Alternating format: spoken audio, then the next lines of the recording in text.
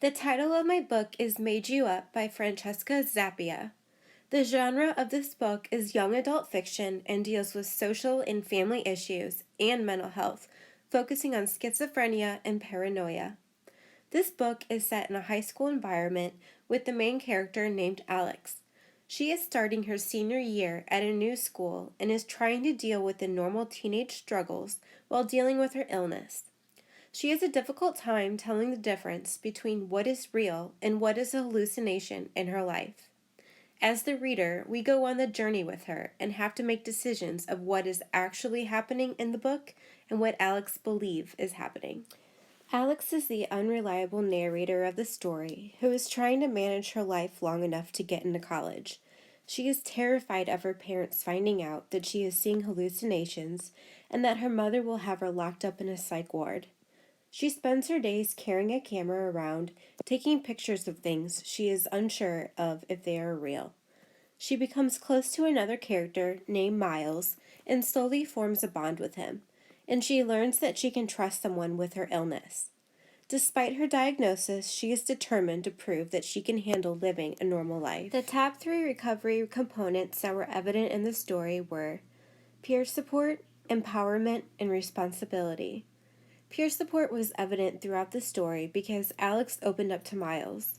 Miles's mother had schizophrenia as well, so he really understood Alex. She could rely on Miles and knew he wasn't going to think she was crazy or leave her.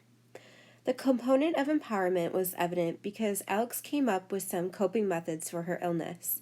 She would try to figure out on her own what was real or not by thinking through it logically or taking pictures on her camera. The third recovery component had to do with responsibility. Even though Alex continued to suffer through her paranoid schizophrenia, she continuously took her medication. She had tried to get by without taking it before, but realized that her delusions became more frequent without it. My experience of reading this book was eye-opening and engaging. I enjoyed how the author wrote this book from Alex's point of view, so you as the reader are trying to decipher what is a delusion and what is not, just like Alex. This book has lots of twists and turns that you don't see coming due to her illness and figuring out what really is happening. OT can intervene by providing a holistic approach to Alex's recovery. We could help her by developing the skills she needs to maintain daily functioning during high school, as well as preparing her for her goal of college. We could teach and support her by using coping strategies to help her manage the effect of her illness's symptoms so that she can engage in the activities she wishes to. A passage that stood out to me from the book was from Alex, and I think it shows how she felt living with this diagnosis. She said, "I didn't have the luxury of taking reality for granted.